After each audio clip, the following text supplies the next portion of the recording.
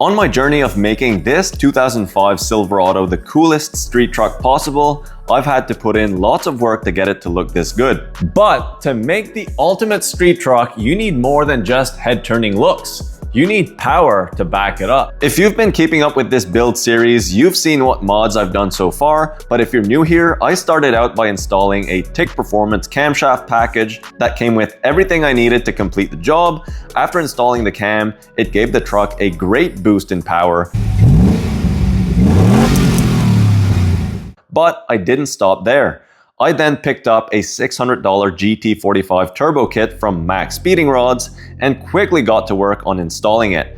After spending closer to $6 grand on my $600 turbo kit, I made some great progress, but we gotta keep the momentum going in this episode. Let's get to work.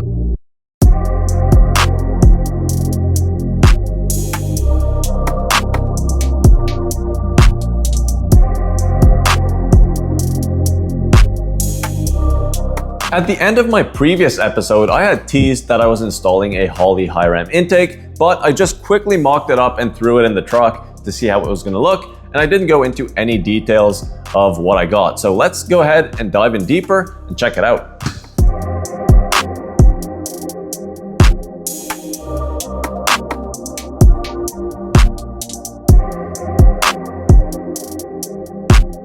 This table is full of goodies from Holley. I can't wait to install all this on the Silverado, but we'll go over what I got here. So first things first, we've got a 105mm throttle body, obviously cable driven, and the Silverado right now is, or was, a drive-by-wire truck. So I'm gonna have to convert the throttle pedal from drive-by-wire to drive-by-cable, and of course we'll have to install the cable as well. So it could be interesting. We'll figure that out as we have that installed on the truck. Right here we have our high ram intake. That's gonna look absolutely wicked on the truck, and it's also gonna give it a huge boost in power and probably move the power up a little more into the higher RPM range, but I don't mind that at all. Those little 4.8s like to scream. Then we have a set of Holley high impedance 76-pound injectors. These should support a huge amount of power. I've got a bunch of AN fittings. I'll have to play around with the fuel system. Maybe once we have it in the truck, I'll just figure out what I want to do. Eventually, I'm going to go to a return system with a regulator. But right now, I think I'm going to set it up just so that it's still returnless. And that'll get me running, but I won't be able to go all out. Holley hooked me up with some merch. That's going to be sick. So those are all the parts I have for now.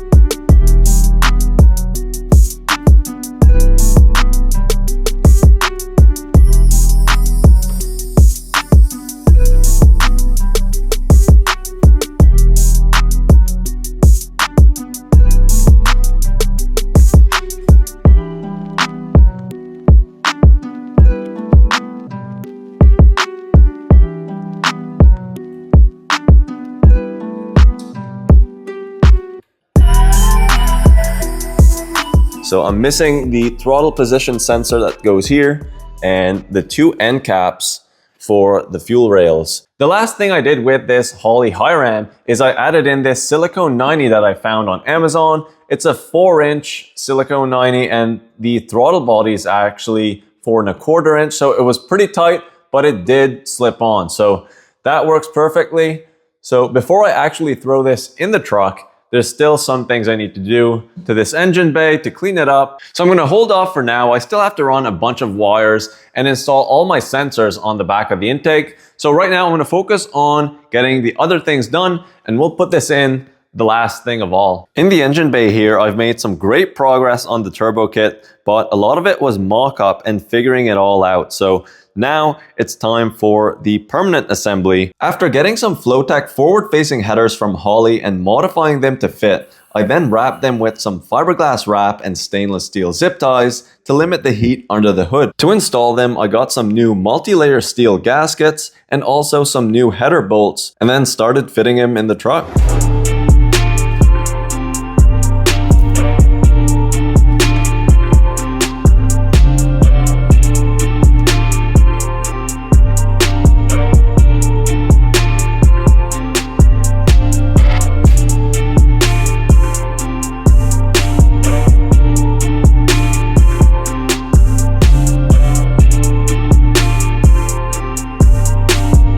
So my wrapped headers are in, but before I go any further, I have to clean up this water pump and the alternator bracket because it just looks disgusting. Let's go ahead, take it out. We're gonna clean them up, paint them, and then we'll keep going on this turbo kit.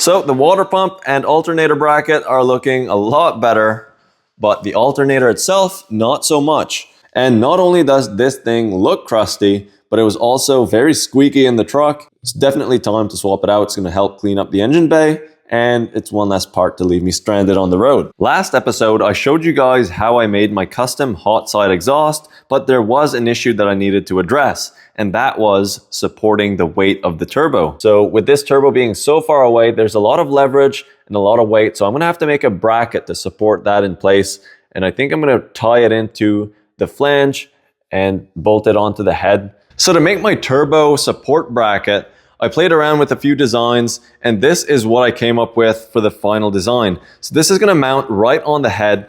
There's 4 bolts, and the arm here is gonna extend and grab onto the turbo. I'll have to make another piece off of this, but I'm gonna go ahead and make this one out of mild steel. It's gonna be 3/16 plate, and I'll make the other piece from here.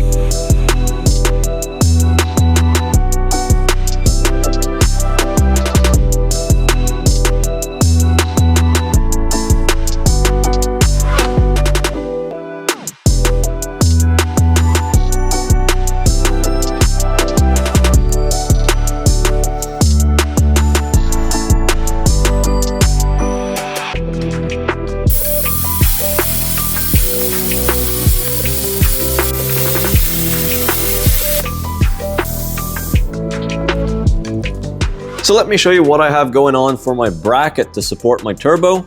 So my plate's just bolted down right on the head. There's gonna be 4 bolts. There's 2 missing right now.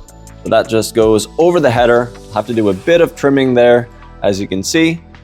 And I'll have to weld these 2 plates together. So this other plate is just gonna be sandwiched in between the 2 flanges, between the turbo and my exhaust. So I'll have to have 2 gaskets. So as I said, once this seam is welded, that's gonna be super solid in terms of up and down motion, but side to side, there's not too much strength in this plate. So what I'm gonna do is I'll have a little piece of flat bar welded on top, and that should just give me a lot of strength in all directions.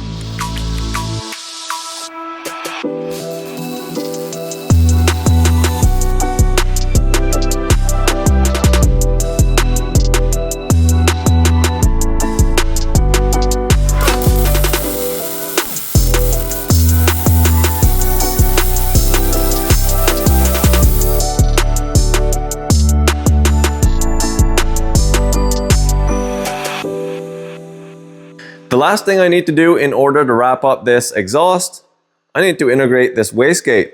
So let's go ahead, make a hole, and get this thing installed. To integrate the wastegate, I just made a rough cut with a zip cut and smoothed it out with a die grinder. After that, I cut a small piece of 2-inch stainless tubing on an angle to help the exhaust flow to the wastegate. And to fit the 2-inch tube to my 3-inch exhaust, I had to use the die grinder again to get it to fit perfectly. After I was happy with the fitment, I brought it over to my Arc Captain TIG 200P and welded a V-band to it and welded the other side of the V-band to the exhaust. And finally, to wrap things up, quite literally, I started heat wrapping the exhaust before the final assembly. Well, if you guys were wondering how much wrap is required for a section of exhaust, this is 25 feet of wrap.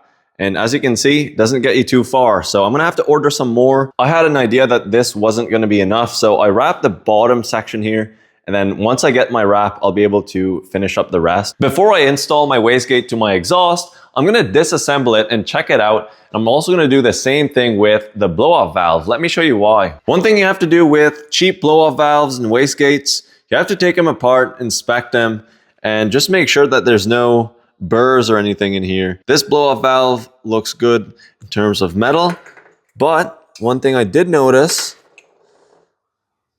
we've got a tear in the diaphragm right over there. So that is going to cause some issues. I'm going to try and get a new one from Max Speeding Rods. I'm going to contact them and I'll let you guys know what the scoop is for that. So I'm going to go ahead and take apart the wastegate now, see if we got any issues with that. So here's the wastegate, and I took it apart, carefully inspected the diaphragm on this thing. I even pushed it up and rolled it around, checked it out. Everything seems fine. It just goes to show you always have to check these wastegates and blow-off valves, because if there's an issue, you're gonna be scratching your head when it's installed, then you're gonna be down quite a few days. Once you figure out the problem, then you have to order a new one. Just takes 2 minutes to take it apart and check, and it'd be a good practice to do with, you know, name brand, top of the line blow-off valves and wastegates as well, because hey, you never know. Quick little update for you guys. I did contact Max Speeding Rods for the blow-off valve issue, and they sent me a brand new blow-off valve. No questions asked, no extra fees. So it's good to see that the customer support is spot on. Just thought I'd let you guys know.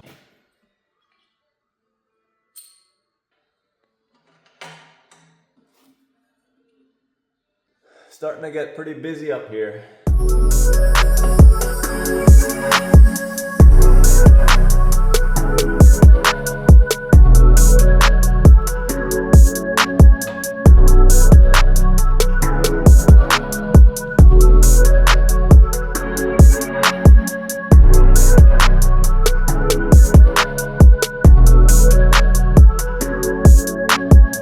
We got the turbo in the truck, and my bracket is all done. It's bolted down to the head, and this thing is super sturdy. That turbo is not moving at all, and with the exhaust tying it in, you know, it's pretty much impossible for that thing to break off. So I'm happy about that. I don't have the gaskets in yet. I'm gonna wait till I get my oil feed and return figured out, just in case I have to move anything around. So I'll get those gaskets in soon. Now I want to shift my focus to getting these valve covers installed on the engine properly. I don't have them bolted down just yet. I still have to do a bit of work before I can get them installed permanently. Since I'm going to be relocating my coil packs away from the valve covers, I want to get some better looking valve covers in there. And that's why I got these Holley tall fabricated aluminum valve covers. They are going to look absolutely wicked. but before we can get him in the truck, I have to get him ready. Let me show you what I mean. With these valve covers, there's actually no ports anywhere to connect a catch can, so I'm gonna have to add in these weld-in bungs. I have two of them. One's gonna go right here, and then the other one is gonna go right over here. So I have to weld those in, and that's gonna get connected to a catch can, and that's gonna release all the crankcase pressure from the engine. So with my valve cover flipped over, my port would be somewhere around here, and I'm gonna have to add in some baffling so that oil doesn't just shoot out into the fitting. I need to release the pressure, but not the oil. So I'll show you guys what my plan is for the baffling, but let's go ahead and get these things welded in. We'll go from there.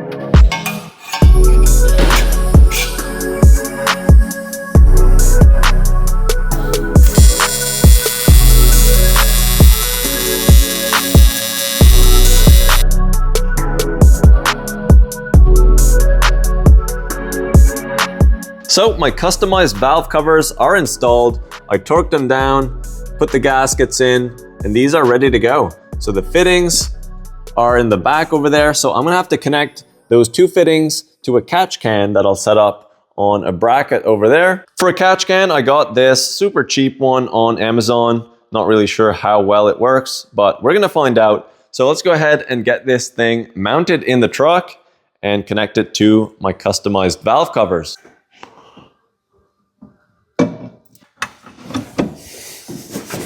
So that's where I have it mounted. I checked and made sure the hood still closes and there's plenty of room.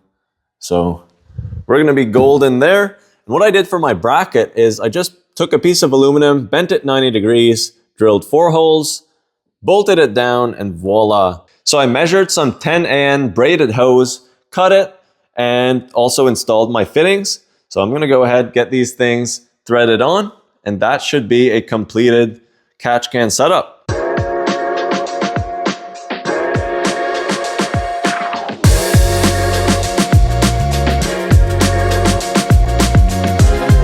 Catch can is mounted up. We've got our lines run to each valve cover. It's looking sick.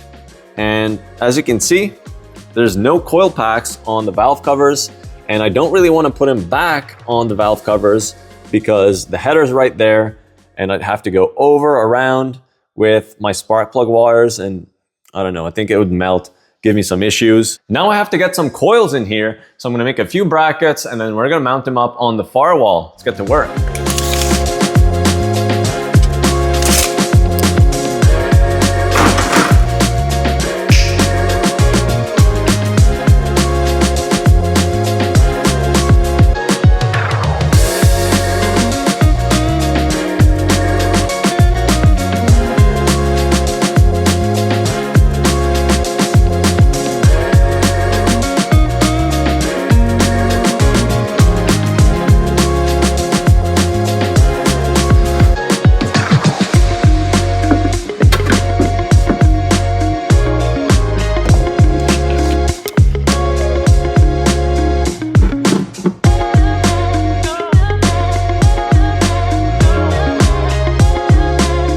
Coil brackets are done. Now I want to reroute these heater hoses away from the headers. And to do that, I'm gonna have to cut them and extend them to make it work.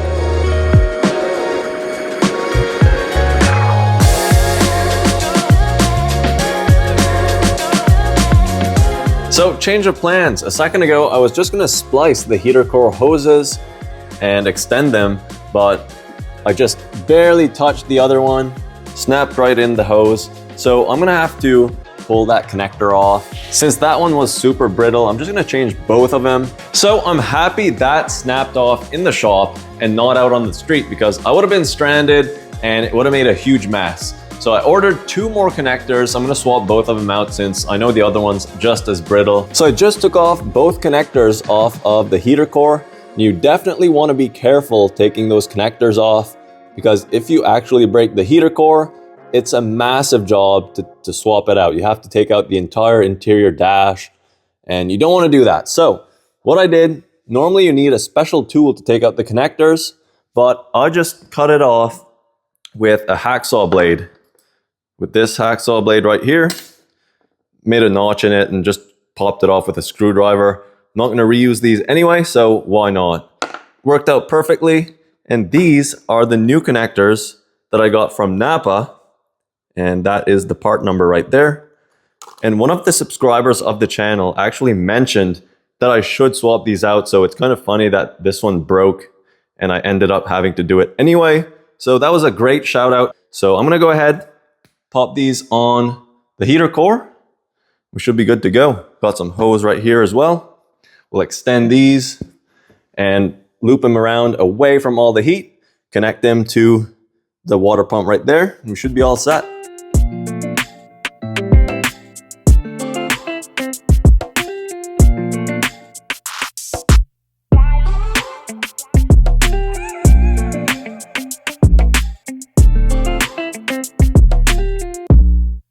For my turbo oil drain, I'm gonna head under the truck over here. You can see my oil pan right there. I'm gonna try to drill and tap a fitting so that my oil can drain right at the front of the pan here. So that's the plan. Normally, or the best way to do this would be to take off the oil pan, but that requires quite a bit of work and I don't really wanna do that. I've seen many people do this method and it works perfectly. So I'm gonna go get my drill bit and tap, and I'm gonna put some grease on the drill so that it catches as many filings as possible. I don't want much to fall in the oil, but once everything is all said and done, I'll be draining out the oil and changing it for some fresh one. I'll try to clean it up as best I can. So let's go ahead, grab a drill and start drilling this pan.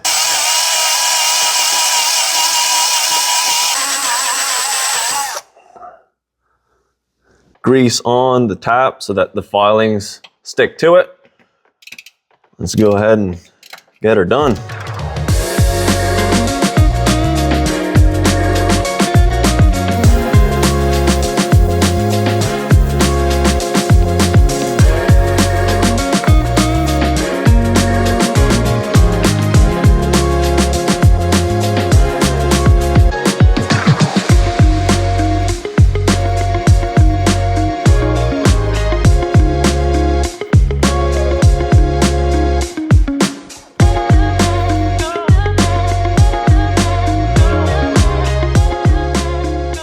With these turbos, they come supplied with the oil drain fitting, and that's great, but the hole on the fitting itself is a lot smaller than the hole on the turbo.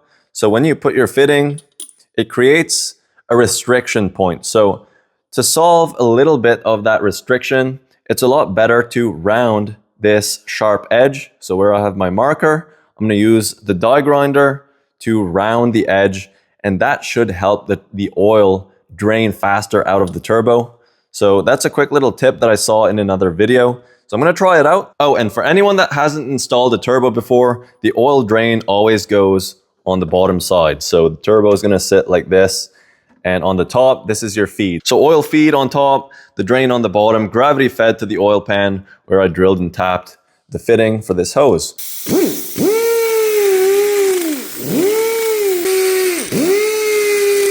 So there it is. You can see that I rounded the edge. Do I absolutely need to do this? Probably not, but better safe than sorry.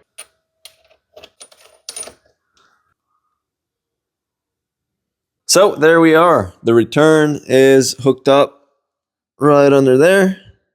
It's going all the way down to the pan. So we're ready to go. And for the oil feed, that's going to connect to the top of the turbo. I got this 4AN line on Amazon. I believe this is 72 inches long. I had to get an extended line. The turbo kit actually came with a line right here, but it was too short. So had to upgrade, got some longer lines, and this is gonna connect on the block somewhere under that header. That's where some trucks have the oil cooler lines going to. This truck didn't have an oil cooler. So all I have to do is screw this in the block. There's already a port like this down there, but there's no hole for a line in it. So you just swap this out with the stock one and you screw in your 4AN line right in there. And that's it. You've got your oil feed from there.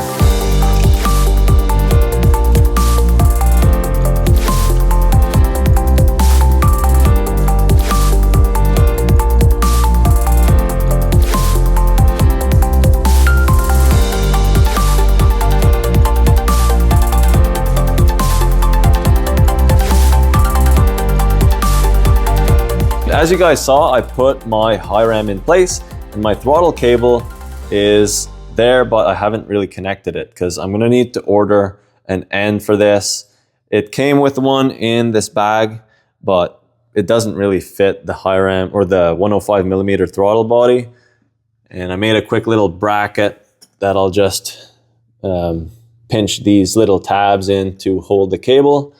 Drilled a hole in the cab right there, and that's gonna go to my throttle pedal that I customized. So what I did for the throttle pedal is I just used the drive-by-wire pedal and welded on an arm for the cable. To install the factory drive-by cable pedal, you have to take apart the steering column and a whole bunch of stuff in the interior, and I was like, there's no way I'm doing that. So I just modified the drive-by-wire pedal and welded on the arm, and sure enough, works perfectly. I tried it on just quickly and it opens up the throttle blade exactly the right amount. So I don't know if I was lucky, but I got the dimensions right and we're all set now. So overall, I am super happy with how this is turning out. And the next major job that I have to do is, of course, get the Holley Terminator X Max wiring harness integrated to run this turbo engine. And I can't wait to get it. It's coming in this week, so it's going to be featured in the next episode.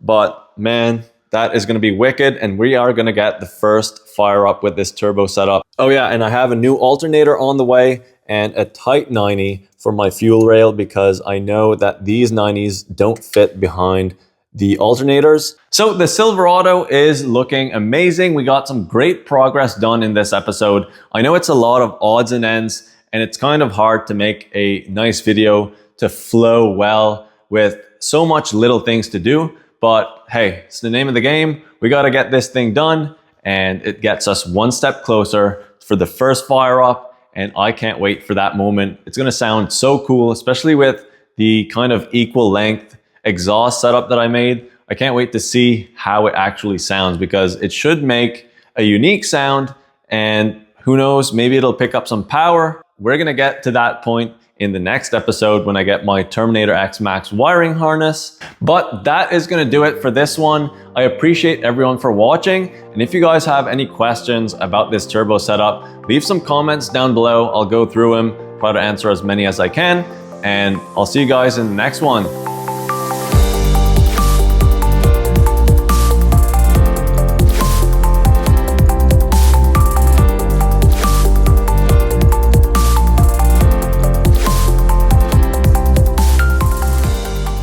I just want to do a two-step launch.